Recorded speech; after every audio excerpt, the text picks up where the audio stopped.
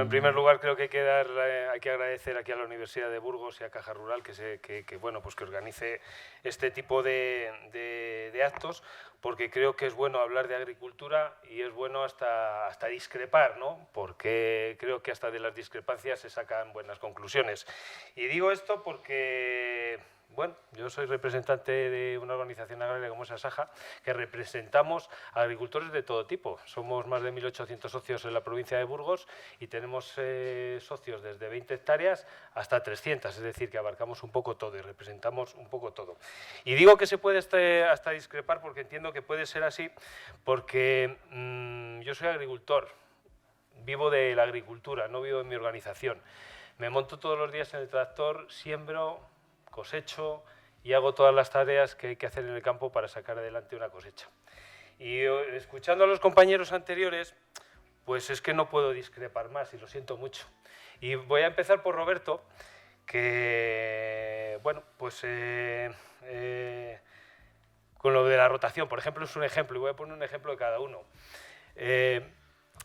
Hay que hacer los ensayos que estáis haciendo, pues se hacen, estáis en Navarra, que quizás sea una tierra privilegiada aquella, pero yo te invito a que vayas a Tierra de Campos, o que vayas a los páramos de Pisuerga, o que vayas, por ejemplo, a la zona de la Arlanza, o páramos del Arlanzón, a ver si la rotación sirve, porque estamos viendo realmente que ni con la rotación del girasol, que toda la vida se ha combatido las malas hierbas, sobre todo el avenazo, la avena loca, y ya no lo estamos consiguiendo.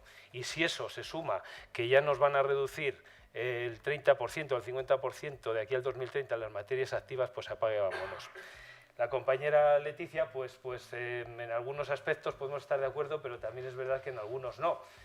Las bandas florales, al final se siembran las bandas florales, eso es a costa de producir, y al final esas superficies, claro, van a mi cargo y van a pérdida del rendimiento en mi parcela. Y a lo mejor hay ciertos cultivos en los que sí que funciona, pero lo que hemos visto nosotros es que eso lo que hace es que las hierbas, no las quiero llamar malas hierbas, como ha dicho Roberto, no son malas hierbas, sino hierbas que compiten con el cultivo, pues al final se adentran más en la parcela y cada vez tenemos más superficie afectada por esas hierbas que compiten con el cultivo y cada vez el problema es mayor. Si eso lo unimos a los insectos que perjudican al propio cultivo, como puede ser el trigo o puede ser la cebada, y lo unimos también a cada vez menos materias activas, pues el problema se acrecenta. Y luego, pues Franco, hemos tenido oportunidad de hablar ahí, ¿verdad?, fuera de micrófono, y bueno, yo le manifestaba también mi desacuerdo con lo que nos ha mostrado. Yo creo que los estudios, los papeles y todo queda fenomenal, pero creo que hay que pisar un poco más el campo como lo hago yo, que como os digo, soy agricultor. Está muy bien, Franco, lo de abonar con materia orgánica, por poner un ejemplo, pero yo no sé si en la provincia de Burgos habrá suficiente materia orgánica para cubrir las 6.000 hectáreas que tienen los Balbases. Los Balbases, mi pueblo en el que yo trabajo y tengo mi explotación, tiene 6.000 hectáreas. No sé si habrá suficiente para cubrir esas 6.000 hectáreas. Entonces es una pregunta que está muy bien, pero si tenemos que reducir la carga ganadera, Franco, como tú nos dices, ¿de dónde vamos a sacar la materia orgánica para abonar nuestras fincas con esa materia orgánica? Creo que es un poco contradictorio. Y luego, joder, tenemos que ser más autosuficientes. Coño, si las políticas de la Unión Europea nos llevan cada vez a producir menos, porque son políticas que bien, que yo entiendo que hay que producir con menos impacto ambiental, que en eso estamos de acuerdo. Y Roberto, yo creo que hay agricultores que tienen una forma de pensar quizás antigua porque tienen su edad, pero hay agricultores, ingenieros agrícolas, hay mucha gente joven en el sector que tiene otra mentalidad ya que tenían nuestros padres, y creo que bueno, pues hay que tenerles también en cuenta que no toda la mentalidad de los agricultores está anticuada. Y lo que te decía, Franco, si todas las políticas nos llevan cada vez a producir menos, como es la producción ecológica, porque realmente no nos engañemos, la producción ecológica produce menos cantidad que lo demás.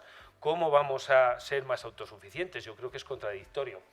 Y una cosa más, está muy bien, pero no todo el mundo tiene la posibilidad de pagar los productos ecológicos al precio que valen, porque si se reduce la producción y hay que pagar más por ellos, pues no sé si hay sueldos muy bajos en este país que no se permiten alcanzar estos productos, y lo extrapolo a la ganadería. Señores, está muy bien las granjas en extensivo y las producciones de carne en extensivo, pero quizás todos no nos podamos permitir consumir todos los días carne de cerdo de la dehesa salmantina. Quizás tenemos que consumir carne de cerdo de las mal llamadas macrogranjas, porque alguien me explique también lo que son las macrogranjas. Es decir, creo que todo lo soporta muy bien, creo que todo es posible, pero creo que encaminarlo todo y encauzarlo todo en un mismo sentido, creo que es un error. Bajo nuestro punto de vista, el plan estratégico llamado de la granja a la mesa y la biodiversidad tiene de bonito el nombre, la verdad, porque queda muy bien, ciertamente, pero bajo nuestro punto de vista ha sido un plan diseñado por el vicepresidente de la Comisión Europea, el señor Timmermans, un señor que ha diseñado este plan desde la pura ideología y que el Ministerio, ciertamente, de Transición Ecológica aquí en España ha dado una vuelta de tuerca más en contra del propio sector de agricultores y ganaderos. Incluso con el comienzo de la guerra de Ucrania, algunos países, en vista del problema que se nos venía encima, le propusieron replantearse esta nueva política agraria común y dijo que esto era transitorio y que él seguía adelante con sus planes. No se ha tenido en cuenta para este periodo de la política agraria común a los principales actores de esta película, que somos los agricultores y ganaderos. Sí que es verdad que hemos tenido la oportunidad, y aquí está Palacín que nos lo puede decir, hemos tenido la oportunidad de hacer nuestras aportaciones a la comunidad autónoma, y la comunidad autónoma ha sido la que se lo ha transmitido al Ministerio. Pero esa es la única interlocución que hemos tenido para sacar adelante esta PAC que va a estar con nosotros hasta el 2027. Hace poco, como medio año, tuve la oportunidad de estar en Croacia en un congreso que organizaba el Copa Cogeca. Y la verdad es que algo no se debe estar haciendo muy bien, porque el 90%, no quiero decir el 100%, el 90% de los agricultores europeos que estábamos allí representando al sector estaban en total desacuerdo con la política agraria común. ¿Cómo puede ser que el 90% de los agricultores estemos en contra y nos estén diciendo que esto es tan bueno? Algo nos estamos perdiendo, algo estamos dejando de ver o algo nos están contando mal, porque es imposible. Creemos que es un plan excesivamente medioambientalista, con más condicionalidad, llamada condicionalidad reforzada, con medidas que bajo nuestro punto de vista no sirven para nada más que para perjudicar a los agricultores y ganaderos. Este plan nos lleva cada vez a producir menos, como he dicho, a ser más dependientes justo cuando más se necesita. Debemos ser autosuficientes en materia alimentaria. Ahora, al igual que con la energía, todo vale. Cuando este plan empezó a diseñarse, yo creo que la Unión Europea lo que tenía que haber hecho era principalmente hacer un estudio del impacto que podía poner su puesta en marcha. Algo que no hizo, y algo que sí que hizo el Departamento Americano de Agricultura, el USDA. Y el Departamento Americano concluyó que esta implantación de la nueva PAC podía suponer un 12% en la caída de la producción de alimentos en Europa, un 16% de la caída de los ingresos brutos de cada agricultor, y la cesta de la compra se podía encarecer en 125 euros per cápita al año. Señores, lo estamos viendo.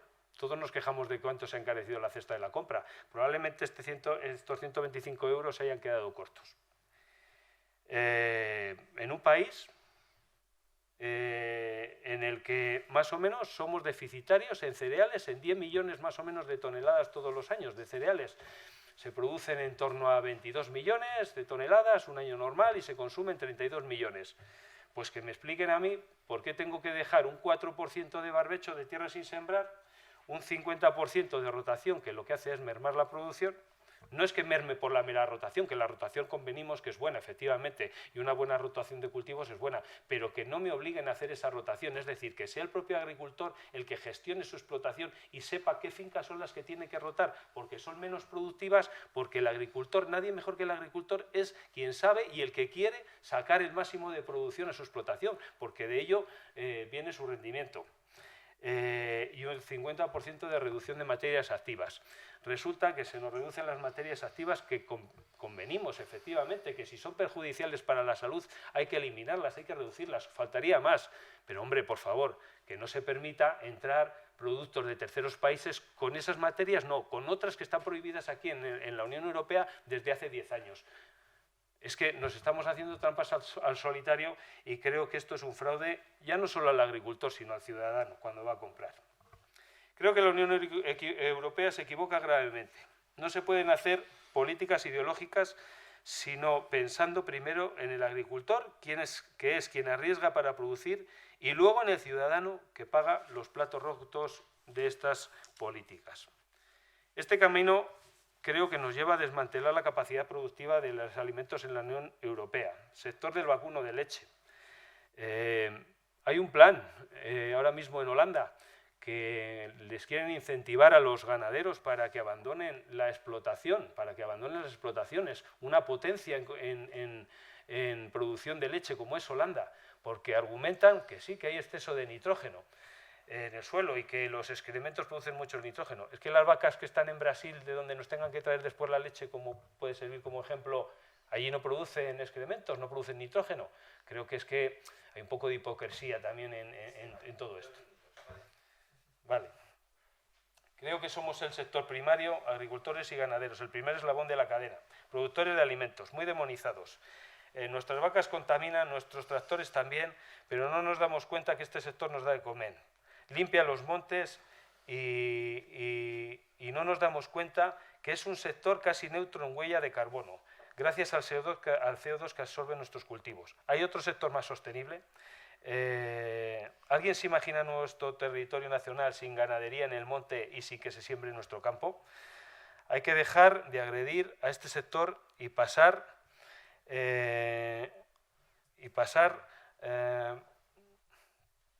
dejar de agredir a este sector y mimarlo, porque podemos ser parte de la solución y lo estamos viendo con los créditos de carbono, efectivamente. Se les va a pagar a los agricultores si hacen una serie de prácticas porque está visto que se atrapa el carbono si se hace prácticas de mínimo laboreo o siembra directa. Lo que sí que es verdad que viéndolo así parece muy bien, pero si lo analizamos fríamente, esos créditos de carbono que nosotros los agricultores vamos a obtener van a servir para que empresas que no pueden cumplir con la contaminación puedan contaminar o puedan seguir contaminando lo que estamos haciendo hasta ahora. Creo que la Unión Europea tiene que dar marcha atrás.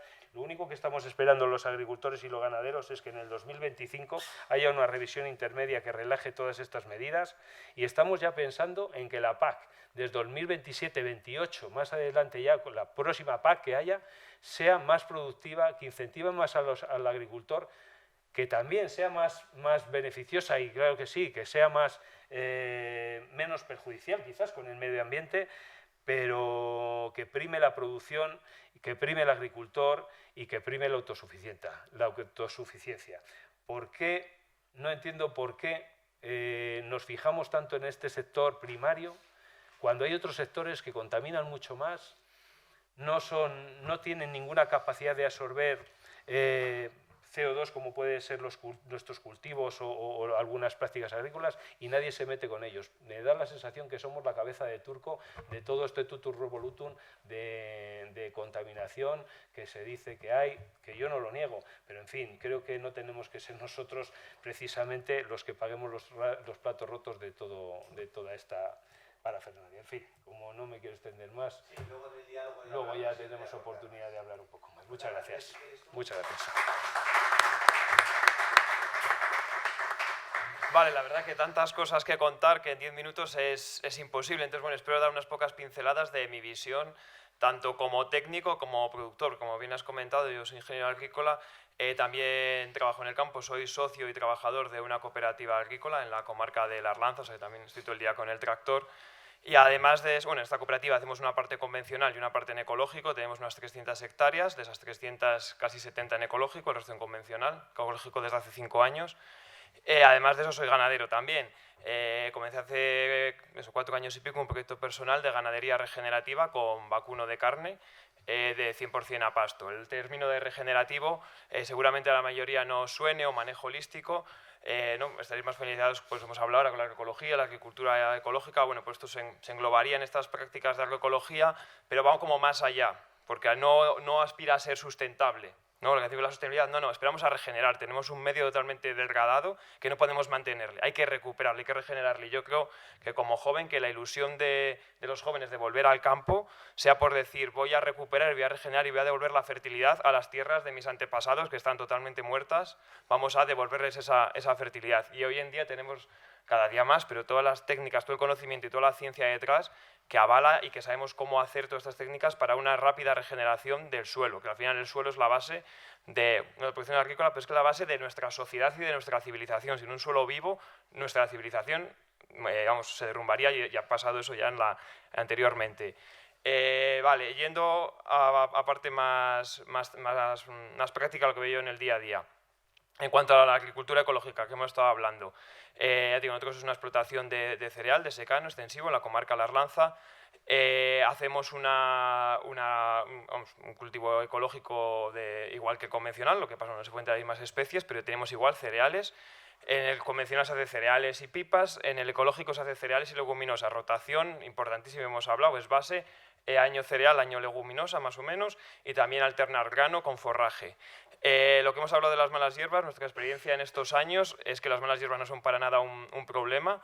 Se controlan con la rotación, pero la verdad, por mi experiencia, se controlan mucho más con las prácticas, con el manejo, es decir, yéndote a siempre gastar días y falsas siembras, eso, las hierbas se controlan, pues podría decir totalmente, va a haber problemas puntuales, pero la hierba no es un problema. Sí que es cierto que la producción es menor, entre un 20 y un 40% menor que lo que puedes tener en convencional. Yo lo achaco más a temas de fertilidad, porque aunque haga la rotación, bueno, pues a lo mejor requiere, sobre todo a lo mejor en estos años también de comienzo, una mayor fertilización, pero sí que la fertilización en ecológico es compleja y las enmiendas orgánicas son muy complejas, lo que hablas, es difícil encontrar materia orgánica y además es carísimo. Pero bueno, al final la producción nos interesan los números. Beneficio por hectárea, euros por hectárea en estos 5 años, bueno, este año es el quinto, todavía no sabemos los datos, pero los 4 años anteriores que tenemos los datos, únicamente un año ha salido más rentable el convencional, que fue el año 2020, el año que hubo tanta pluviometría. Ahí sí que el convencional fue más rentable, pero el resto de años con una pluviometría normal o baja, el ecológico es de calle mucho más rentable en euros por hectárea. Este año pues va a ser más de calle. El año pasado con la sequía, y eso no fue tan grave como este, ya salió un 50% mayor de beneficio en el ecológico del convencional, porque aunque se produzca menos, pues lo que más, la reducción de insumos, de costes es brutal. Luego, bueno, accedes a otros mercados. Y eso que el año pasado, el tema del precio del ecológico estaba hasta más barato que el convencional, porque bueno, el convencional va por otros lados, una especulación, tal. El tema forrajes en ecológico es súper interesante. Es que es súper sencillo de producir y da muy buenos resultados. Vale, en cuanto al tema de PAC, esto ya es una visión personal un poco así, a lo mejor más drástica, pero yo digo que ojalá se acabara la PAC, porque la PAC es el gran problema que tenemos en Europa, en nuestros productores. La PAC lo que está haciendo es que un sistema que no es rentable, porque por lo menos en los números de la explotación que yo manejo, si no recibes PAC, hablo del cereal, no hay rentabilidad. Entonces, mantener de manera artificial un sistema que no es rentable, yo veo que no tiene ningún sentido. ¿De dónde vienen todas las innovaciones técnicas y productivas? Vienen de países en los que no hay subvenciones. ¿Por qué? Porque la gente tiene que producir de verdad. ¿Vale? Se tiene que realmente ganar el dinero, no esperar, yo produzco como sea, me da igual el balance, luego ya con la PAC ya cuadro y ya obtengo un beneficio. Entonces la gente que se tiene que de verdad buscar las habichuelas para buscar una rentabilidad viene de estos sitios en los que no hay subvención. Entonces, yo creo que la PAC está muy bien porque dirige un poco la producción, ¿no? Si yo quiero implementar unas prácticas, por ejemplo, en mi pueblo hacía décadas que no se veía leguminosa. Este año, joder, todo ovezas, todo titarros. Pues da gusto verlo así, pero claro, ahí la PAC viene bien para eso, pero por otro lado está manteniendo de manera artificial, como vamos, manteniendo ahí por chute en vena a alguien que está totalmente en muerte. Entonces, bueno, pues que este dinero se podría a lo mejor orientar de otra manera. Y lo que hablamos, por ejemplo, de ¿por qué hay que decir que barbechos tal? Pues que si no hubiese PAC, habría muchísimos más barbechos, porque todas las tierras, por ejemplo, las que se dejan barbechos son las que no son productivas. Si no hubiese PAC es que ni se labrarían, se dejarían pues para pastos, para refugio de la fauna, realmente almacén de carbono, ¿no? Porque si todo un arrocho encima labrado tal, pues estamos desertizando, estamos volatilizando la materia orgánica y oxidándola. Entonces, bueno, el sector agrícola y ganadero tiene una gran importancia porque modela el paisaje. Y el paisaje, la agricultura y la ganadería industrial lo ha destrozado, lo ha destruido totalmente. Yo voy por el campo con el tractor, no se ven animales, no se ven fauna, no se ve, los arroyos están quemados, no se ven anfibios, o sea, está todo muerto, es un desierto biológico, ¿vale? Yo hablo con mi compañero que empezó a trabajar hace 30 años, y dice, yo estaba aquí hace 30 años, te salían las liebres por todos los lados, las perdices, las ranas, es que ahora está todo muerto. Es trabajar como el campo es una solera de hormigón, es que está todo totalmente muerto. Y bueno, pues eso viene de una agricultura industrial que pues yo creo que es lo que tenemos que reorientar.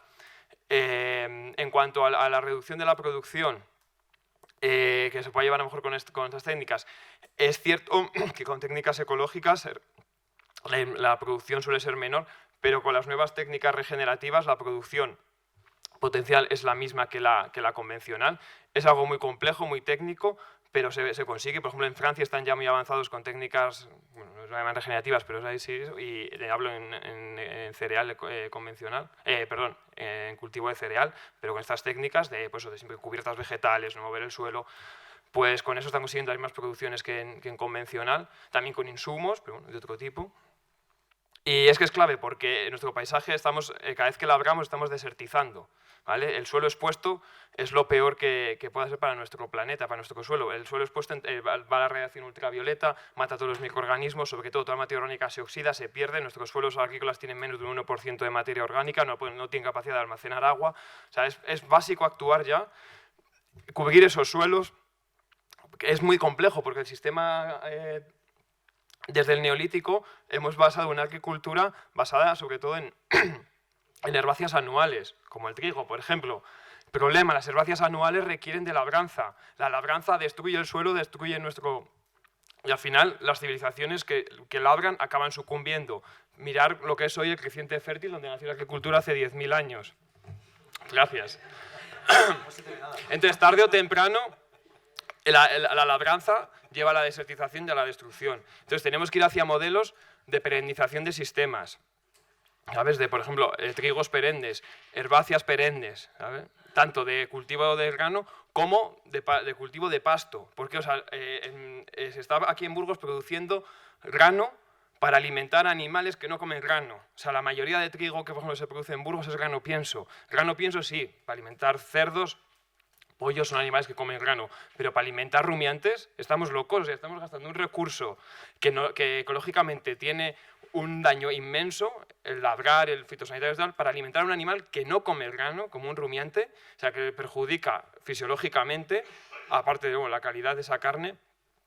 Y estamos compitiendo con el ser humano por un recurso, o sea, un grano que puede ser para el ser humano, se lo damos a un animal que lo convierte de manera súper ineficiente, cuando ese animal es capaz de aprovechar una materia, como es la hierba, la celulosa, que el ser humano no es capaz de asimilar, y los rumiantes son la magia que pueden convertir todo ese recurso en proteína grasa de altísima calidad.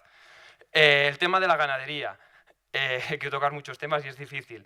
El ganado puede ser un gravísimo problema y de hecho es un problema inmenso, pero el problema no es el ganado, el problema es cómo se maneja ese ganado. O sea, las vacas no contaminan. Cuando dicen, las vacas contaminan, no, las vacas no contaminan. Los rumiantes han estado ahí siempre, desde hace millones de años y en más cantidad, y el planeta no estaba contaminado ni estaba sobrepastoreado. El problema es cuando los humanos empezamos a manejar ese ganado. ¿Cómo lo manejamos? Al final lo que tenemos que hacer es imitar el comportamiento natural de las grandes manadas de herbívoros, que es lo que hace la ganadería regenerativa y es lo que yo intento hacer. ¿En qué consiste eso? Consiste en, cuando veis es algo muy obvio, pero cuando veis todos los documentales de la 2, ¿no? Los news que van en grandes manadas, todos apiñados y se van moviendo. ¿Por qué? Porque hay depredadores. Los depredadores lo que hacen es que se apiñen, entonces los herbívoros van comiendo de manera voraz, van pisoteando, van orinando, van defecando y se tienen que ir moviendo, porque a los animales no les gusta comer donde cagan, que es lo que ocurre en los sistemas industriales y pues hay tantos problemas de enfermedades, de tratamientos preventivos. Entonces pues, esos animales se van moviendo. Al moverse, la hierba descansa. Y entonces en ese baile, cuando la hierba se ha recuperado, vuelven. Porque una cosa que tienes que tener en cuenta, que yo desde que empecé a estudiar era lo que se tenía y de manera administrativa es lo que se cuenta, el concepto de carga ganadera. Es un concepto erróneo. O sea, no importa el número de animales que hay. El número de animales que hay no es sobrepastorea o infrapastorea. Lo que importa es el tiempo que están esos animales en un sitio. Tanto si están mucho tiempo, que se da sobrepastoreo, como si están vuelve muy rápido, ¿vale? Al mismo sitio, antes de que la planta se haya recuperado, de que haya rebrotado de sus reservas. Entonces, 4 vacas en 50 hectáreas nos puede parecer que están genial ahí, pero están pululando y están sobrepastoreando, porque están sobre las mismas plantas que pastan un día, al día siguiente cuando están rebrotando la vuelven a pastar, y están matando esa planta, están sobrepastoreando, están creando suelo desnudo y desertizando. Si esos animales se mueven, comen en un día, se mueven y no vuelven a esa zona hasta que está totalmente recuperado, pueden ser meses, puede ser un año, lo que se tarde en recuperarse, es como funciona y como ha evolucionado el herbívoro y la planta durante millones de años. Y es la manera que es una bomba impresionante de secuestro de carbono en los suelos. Al final, el ser humano tiene una máquina impresionante para secuestrar el carbono en el suelo. Todo ese exceso de CO2 que tenemos en el aire, ¿no? Y que es causa del calentamiento global, meterlo en los suelos, que es el sumidero natural de carbono en el ecosistema terrestre, gracias a las plantas manejadas correctamente por herbívoros. Cuando hacen estos pastoreos así, hacen unos pulsos de carbono impresionantes. Cuando una herbácea es pastada, una herbácea perenne, es lo importante, pues perenne por los gases dactilos, festucas, leguminosas, alfalfa, tal. Al ser pastada, aborta muchísimas raíces, gran parte de las raíces porque no puede mantenerlas, no tiene tanta respiración aérea para mantener esas raíces, las aborta, eso es materia orgánica que está inyectando al suelo. Y cuando empieza a crecer, las plantas, un 30-40% del azúcar, de la energía que fotosintetizan, no es para alimentarse ellas y para crecer, es para alimentar a los microorganismos del suelo, con los exudados radiculares. Estos exudados, que son azúcares, es carbono, lo está inyectando al suelo. Cuando se ha recuperado, el herbívoro vuelve y descarga otra vez la bomba, ¿vale? Si lo hace muy rápido, no da tiempo a que lo haga, y si tarda mucho, esa planta solo hace un ciclo, toda esa materia vegetal se queda oxidada, muerta, lo ahoga, y no llega la luz y no hay ciclo de nutrientes. Por eso es tan importante la presencia de herbívoros, la presencia de ganado en el campo. Si no hay ganado en el campo, todos los ciclos no funcionan, pero correctamente manejados. Bueno, quería hablar muchas cosas, es difícil tocar todo, pero espero no os haya mareado, pero son diferentes pinceladas de mi visión de cómo, bueno, lo complejo que es esto y una posible salida que tiene el mundo del campo. Vale. Gracias.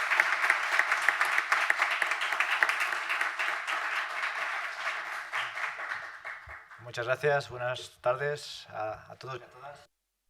Felicitar a la universidad por esta jornada y sobre todo creo que ha sido un acierto el traernos aquí agricultores y ganaderos porque al final somos los que sufrimos las políticas y los que a veces somos muy maltratados por parte de los medios, por parte de muchos agentes y a veces somos muy poco escuchados. Por lo tanto, agradecemos, ¿verdad?, a la universidad el que nos dé un micrófono para podernos defender, ¿verdad, Esteban?, de los ataques. De verdad, y sinceramente y sin ánimo de ofender a nadie, yo, desde la Unión de Campesinos y desde la Unión de Uniones, estamos convencidos de que la Unión Europea está cometiendo una gravísima irresponsabilidad con este giro que ha dado en la nueva PAC. ¿Por qué digo esto? Porque nos creemos el ombligo del mundo y somos lo que somos, 500 millones de habitantes frente a más de 8.000 que somos en el mundo. Intentar salvar el mundo desde la Unión Europea es la mayor gilipollez que podemos hacer.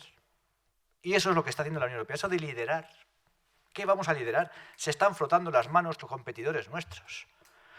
¿De dónde creéis que es la legumbre que coméis todos los días? ¿De dónde creéis que viene? El 80% de otros países, de terceros países. Dato objetivo. Importaciones de cereal de la Unión Europea. La alimentación mundial depende del cereal, lo sabéis todos, ¿verdad? El 80% depende del cereal directamente, ¿verdad? La Unión Europea exporta 35.000 toneladas, que os parecerá muchísimo. ¿Sabéis cuánto importa? 400.000. No tiene huella de carbono en los barcos que vienen. Eso no contamina.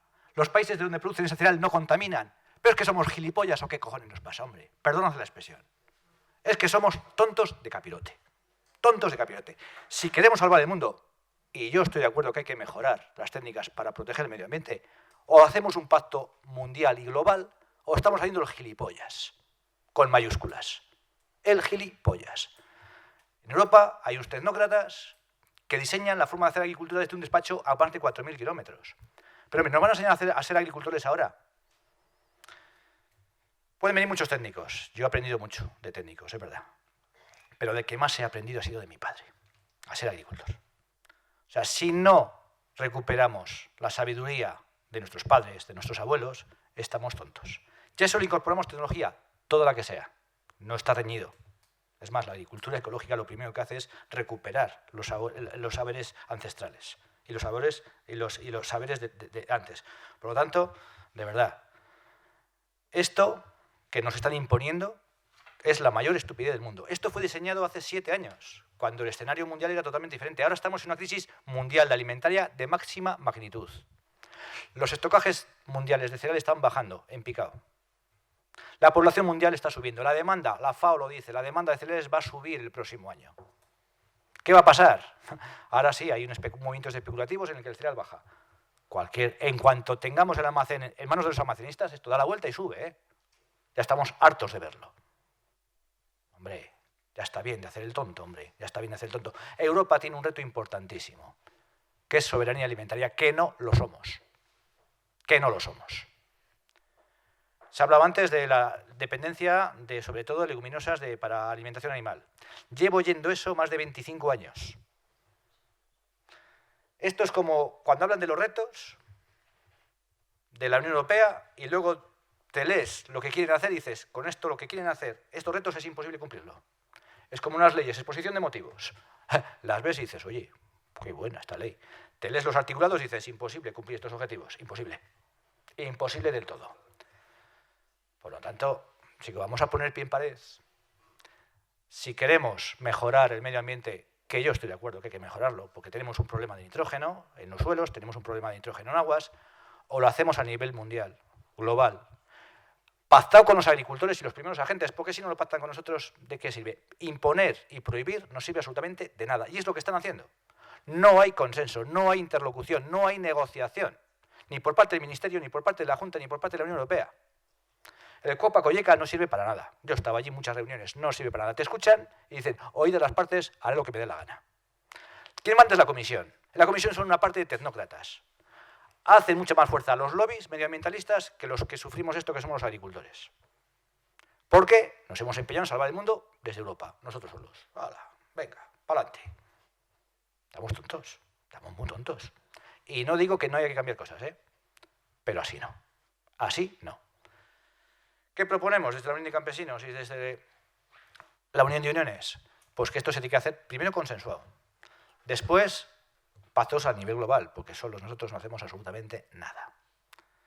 Y segundo, hay una revolución tecnológica de los últimos años que hay que aprovechar. Evidentemente, que hay que cerrar el círculo. Hay un montón de materia orgánica que desperdiciamos valiosísima, valiosísima para las tierras.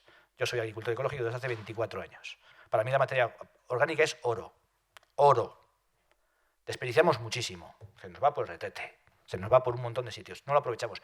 Claro que hay que ponerse ahí las pilas. Pero realmente hacerlo.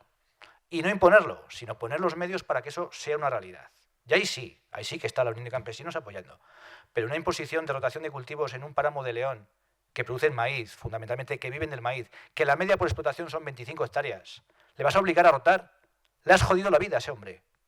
Cuando produce 17.000 kilos de maíz, 20 años seguidos, y no tiene ningún problema medioambiental, ninguno. Ni de pérdida de productividad, ninguno, ni de plagas, ninguno. ¿Eso es la rotación de cultivos? No en todos los sitios. Yo llevo rotando desde que soy agricultor, porque me va bien. Pero ¿por qué le vas a obligar a un señor del páramo a rotar si a ese no le interesa? A un ganadero que siembra forraje le vas a obligar a rotar, pero si va a sembrar leguminosa, ¿qué es lo que queremos? ¿Pero por qué tiene que sembrar leguminosa? Pues no, a un cerebro en Bruselas que dice, tú a sembrarle a cereal. Que no, hombre, que yo quiero sembrar leguminosa. Que te digo que siembres cereal, hombre. Hombre. Es que hacemos unas cosas que de verdad, que de verdad. Pero ¿por qué no nos escuchan? No nos escuchan las organizaciones agrarias, porque esto lo tenemos clarísimo. Y además, que coincidimos plenamente. Yo cuando hablo con Don Anciano, perfectamente coincidimos en las reivindicaciones. Puede haber algún matiz de que para un lado, chorradas. El 80% coincidimos perfectamente. Pero es que esto lo diseñan, de verdad, cerebros que no tienen ni idea del campo. No han pisado, no han subido un tractor en su vida, no han pisado el terreno en su vida. En su vida. Y como sigamos así, pues hablaremos de salvar el mundo, pero lo que hacemos es un pan como unas hostias, como decimos en mi pueblo. Porque no tiene ningún sentido. Con esto acabo. Y si me he excedido el tiempo, lo siento. Y si me he quedado corto, pues mira, alguien lo aprovechará. De verdad. Esto se hace primero con consenso de los actores, los primeros nosotros. Los más interesados en cuidar el medio somos nosotros porque vivimos de él. Los que mejor sabemos cuidar la tienda somos nosotros porque de verdad que nos va la vida en ello. Los insumos han subido una barbaridad. Los más interesados en cambiar esos insumos de origen químico por otros naturales somos nosotros, porque es que están disparados. La tecnología, pues yo en 20 años, yo soy agricultor ecológico y de los materiales que tenía hace 20 años a los que tengo ahora, las herramientas no tienen nada que ver. Ahora hay producto de todo.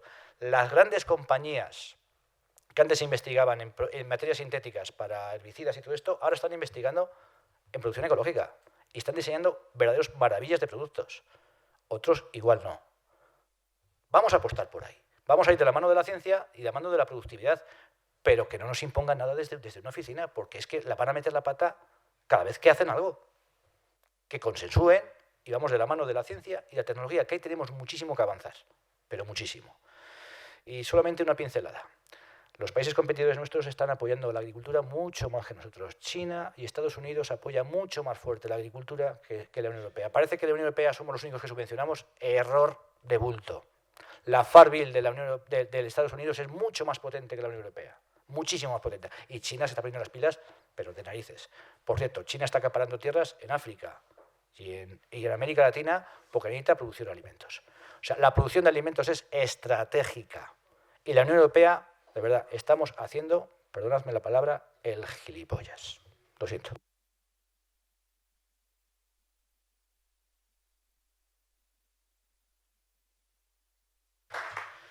Bueno, buenas tardes a todas y todos. Yo quiero empezar agradeciendo a Luis Marcos y a Hugo Verde el que me haya invitado a esta mesa. Sí que le quiero corregir algo, yo no he trabajado nunca en agricultura ecológica, lo siento. No, soy químico y me formé así y nunca me he arrepentido, que es el tema. Entonces, bueno, pues lo que sí que he trabajado ha sido con compost. Yo pertenezco al grupo de investigación en compostaje desde hace ya pues, unos cuantos años y hemos aplicado pues, a la mayor parte de nuestros cultivos pues, todo tipo de residuos orgánicos, compost buenos, estupendos, que han dado un buen resultado, otros que pues, tampoco han dado ni muy buen resultado ni muy malo, pero muchas veces son cuestiones que tienen que ver con la meteorología, con el manejo y demás, y compost que también son malos y que al final pues, hemos visto pues, unos efectos a largo plazo pues, negativos, ¿no? Quizá no tanto en los cultivos, pero sí en el suelo, que pues, al final pues, deja un rastro forense, ¿no? Los forenses, hay una química forense que busca quién es el asesino, quién es el culpable, de dónde viene la contaminación. Pues eso también pasa en los suelos. También pasa con los fertilizantes inorgánicos, que también dejan su rastro porque no solamente tienen fósforo, tienen también otros elementos que al final te aparecen ahí. Yo siento discrepar, como no tengo colectivo al que representar, pues yo estoy contento con la Unión Europea, joder. Yo he trabajado con suelos muchos años, con temas también biológicos. Jamás encontraba el suelo como objetivo en ningún lado, ni en la PAC, ni en ninguna política agraria, ni en ninguna política quizá del Estado. Lo único que hablaban de suelos contaminados, quizá como para marcarles y taparles y demás. Nunca estaba el suelo en el centro de nada, ¿no? Y el suelo es el elemento clave en la agricultura. Y es el elemento clave para los agricultores, para los ganaderos, no los de granjas grandes y pequeñas, sino los que hacéis ganadería extensiva. Y el suelo tiene un elemento que es la salud. Y la salud del suelo es la capacidad de funcionar ese suelo y de producir alimentos saludables en equilibrio con el resto de los ecosistemas circundantes con los que está conectado, ¿no? Y de la salud del suelo depende no solamente la productividad, depende también la calidad de las aguas subterráneas y depende también las emisiones que efectuamos a la atmósfera. Y muchas de esas emisiones pues, son de CO2 y de otros gases de efecto invernadero y también la agricultura y la ganadería pues, tienen una contribución importante pues, a ese cambio climático o ese cambio global que estamos produciendo. Hay que considerar el suelo no ya como una parte del ecosistema edáfico, de una parte del ecosistema global, sino como un propio ecosistema, ¿no? Porque el suelo vive a partir de lo que ha dicho Andrés, de lo que las plantas excretan por las raíces. Y eso va a alimentar a los microorganismos y los microorganismos alimentan a los protistas, que son los predadores de esos microorganismos. Y sobre esos están los ácaros, los colémbolos, las lombrices y todo un ecosistema que no vemos. Ese es uno de los problemas que tenemos. Es decir, nosotros vamos a un paseo por el bosque y vemos pájaros y vemos mamíferos y vemos que como un corzo se escapa corriendo y vemos un buitre, un águila y demás. Cuando miramos al suelo, lo único que vemos son las lombrices de tierra. El resto es un elemento desconocido. Afortunadamente, pues hoy hay herramientas para descifrar, o por lo menos para poner en valor y conocer todos esos elementos que hay ahí del mundo microbiano. Las herramientas, pues sobre todo las herramientas de genómica, pues están avanzando mucho y se está trabajando mucho en ver cuáles son los microorganismos que están colonizando las raíces en esos suelos sanos y cuáles son los microorganismos que cambian cuando esos suelos empiezan a tener problemas de contaminación, problemas de erosión, problemas de salinidad, problemas de exceso de nutrientes. Esa es una herramienta que se está poniendo ahora en bastantes proyectos. Ayer y hoy he estado muestreando ahí en Torrepadierne pues, las raíces del suelo de trigo duro, pues para coger muestras que mandaremos a secuenciar a Bolonia y que nos permitirán saber qué elementos dominan ahí. En el trigo duro, en el trigo blando, estamos en Iglesia Rubia, en otra finca, y estos 2 días pues, nos hemos estado dedicando a ello dentro de un proyecto que es el Tribiome. Importantísimo saber cuáles son los elementos beneficiosos del suelo que están ayudando a la producción, porque esa va a ser la herramienta del futuro. Todas, como decía Palacín, todas las grandes compañías del sector de multinacionales de los fertilizantes y demás están virando a los biofertilizantes. ¿Por qué?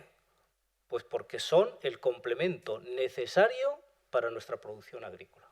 Eso y la materia orgánica. Y aquí enlazo con tu discurso, Franco, de que tenemos que hacer otra gestión de los residuos orgánicos. Y eso también nos ha venido por Europa, porque yo no he visto a ningún ayuntamiento que haya salido corriendo a establecer el 5.º contenedor, ni a hacer una línea de compostaje aparte. No, he dicho que, oye, que el año 23 tienes que tener esto en funcionamiento. Pues de esa gestión eficiente de los residuos orgánicos podremos reciclar los nutrientes y cerrar el ciclo de la producción. Y lo mismo con los lodos de depuradora. Los lodos de depuradora son un problema. Tienen metales pesados. El de Burgos, muchísimos. No se consigue bajar. Pues habrá que depurar el agua antes de que eso vaya a la depuradora final. Habrá que hacer una gestión adecuada para que no tenga patógenos y no llenes de patógenos y distribuyas los patógenos sin sentido. No sé, hay herramientas, se conoce, pero tiene que haber también legislación específica para que estas cosas se pongan en la mesa y se las empiece a caminar. Yo estoy encantado, como digo, de que por fin hay una estrategia de la Unión Europea para la protección del suelo y además una estrategia transversal. Una estrategia que intenta pues, abarcar todos los aspectos del cambio climático. El suelo es un sumidero importante de carbono y esto no es solamente una herramienta para cobrar, digamos, un nuevo subsidio que puede ser vía la certificación del carbono que a través de la agricultura se mantiene. No, es que eso es vital para que el suelo funcione, para que el suelo tenga una buena estructura, para que el suelo sea vivo, para que el suelo esté en equilibrio con el resto de los ecosistemas. Entonces, vamos a cambiar de perspectiva. La Unión Europea ha cogido esta perspectiva. Yo no sé si es el momento adecuado o no es el momento adecuado, si lo ha hecho bien, si lo ha hecho mal.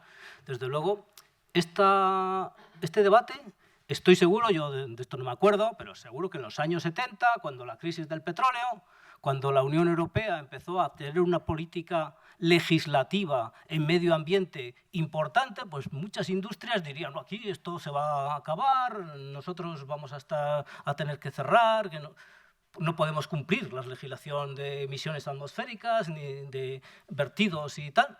Bueno, no se han acabado. Europa es una potencia yo creo que desde el punto de vista industrial y, bueno, no tenemos industria pesada, pero tenemos muchas otras industrias. Y la única cosa que traigo aquí, y sí que puede ser polémica, pues es el tema de la ingeniería genética. Este se ríe porque ya me conoce. No estoy hablando de transgénicos, pero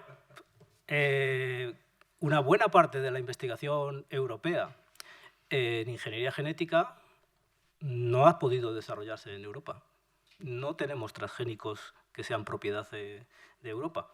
Los transgénicos buenos, malos o como queramos verlo. Ahora, eso sí, importamos alimentos transgénicos. Preferimos que sean otros los que los produzcan y encima les pagamos los royalties a esas empresas. Ahora hay nuevas técnicas, yo creo que mucho más acertadas, pues lo ha mencionado Roberto, el CRISPR de edición genética. Bueno, no sé, si vamos a aceptar la edición genética para la salud humana, hombre, yo creo que podemos aceptar la edición genética para la salud de las plantas para conseguir pues, silenciar determinados genes que nos van a impedir alcanzar determinadas producciones y potenciar otros genes o introducir otros genes, editar otros genes que nos vayan a permitir que esas plantas pues, nos resistan a la sequía, nos resistan a un desequilibrio nutricional o a unas condiciones del suelo negativas. Esa es lo que ha sido mi sueño biotecnológico desde que empecé a estudiar y le sigo manteniendo. ¿Qué queréis que os diga? Y nada más.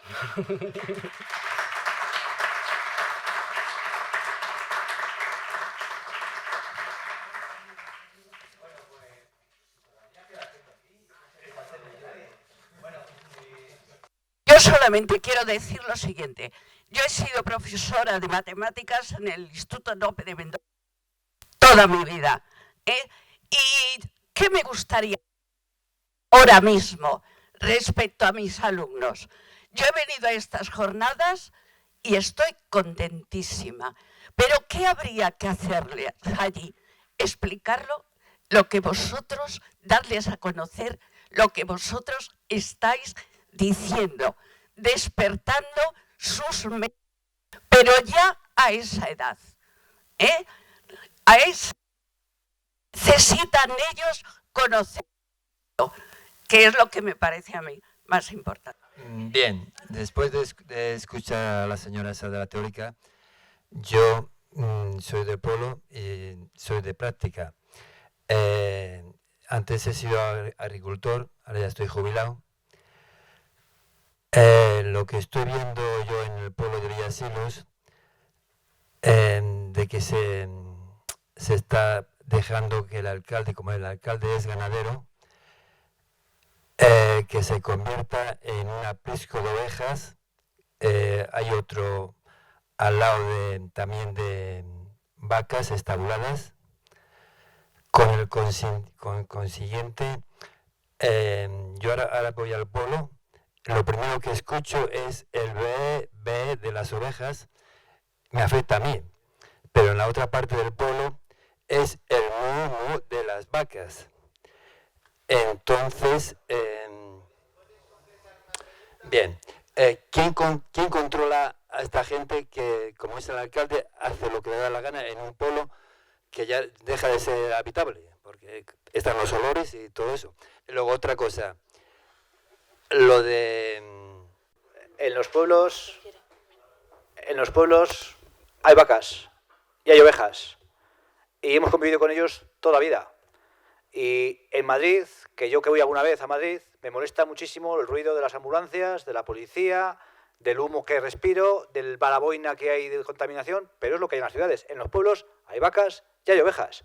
Si no te gustan las vacas y las ovejas, creo que has elegido muy mal el sitio para donde vivir. Lo siento, muchacho. Me gustaría que alguien ampliara, yo creo que el agricultor, el ganadero, el tema de las herbáceas, que son los trigos, que son permanentes, que pueden sembrarse varios años y todo eso. O sea, es futuro, ¿no?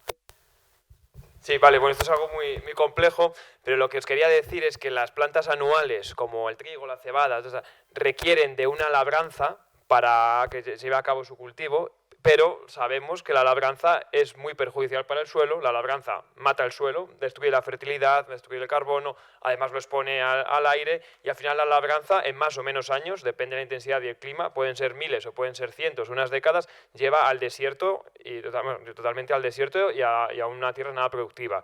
Entonces, el viraje va hacia las herbáceas perennes, o sea, pues como pues lo decimos la festuca, el recao, o sea, como todas esas plantas que no se seleccionaron en su momento porque tenían una raíz más pequeña que las anuales, pero ecológicamente para el suelo son mucho más sostenibles porque no requieren de esta labranza y encima son las que meten carbono en el suelo y mantienen la fertilidad, bueno, no es que mantienen, la incrementan. Entonces, ahora hay dos vías. La que está más desarrollada y a día de hoy es la que se lleva a cabo como regeneración, la regeneración más potente que existe de los suelos degradados es mediante herbáceas perennes para pasto. Entonces, con esas bien manejadas por los animales, en vez de labrar para producir un pienso, por ejemplo, para un rumiante que encima no lo come, pues producimos praderas permanentes bien manejadas y entonces directamente producimos carne 100% de pasto mientras estamos incrementando la fertilidad del suelo y el carbono. Y ya no es que contaminemos poco, sino que estamos descontaminando. O sea, tú cada kilo de esa carne que te comes estás no diciendo, no, contamino muy poquito, no, estoy en negativo. O sea, cada kilo de carne que tú te comes de eso has reducido tantos kilos de CO2 de la atmósfera y lo has metido en el suelo. La vía agrícola se está desarrollando, lleva muchas décadas en desarrollo y en Estados Unidos creo que van más avanzados, pero bueno, todavía queda, de trigos perennes. Es decir, esas mismas herbáceas, en vez de producir pasto, seleccionarlas para que den una semilla cada vez más gorda y entonces sea al final como un cereal que se coseche como un trigo, se puede utilizar en alimentación de monogástricos, en alimentación humana y funcionaría pues como una pradera que se va segando y luego va a rebrotar, sin tener que esas técnicas de labranza que destruyen el suelo y ecológicamente y de fertilidad es mucho más sostenible y más sencillo. Lo que pasa es que para la parte agrícola yo creo que todavía quedan unos años, pero bueno, la vía está ahí. Sí, hay una... Es que es complejo, ¿eh? En un congreso reciente en el que estuve hay una variedad ya comercial, Kernza, que la Universidad de Minnesota puede ser, o Wisconsin o por ahí, y bueno, el tema es que tiene un desarrollo radicular enorme, protege mucho el suelo y estimula mucho la actividad microbiana. Yo sí que tengo curiosidad y ganas de probar. Que gracias por venir, que gracias a Fundación Caja Rural Caja Viva y bueno, yo creo que el conjunto de ponencias ha sido interesante, por lo menos nos llevamos bastantes ideas en la cabeza y gracias a los ponentes de la primera parte y a los intervinientes de la mesa redonda, un aplauso para todos ellos.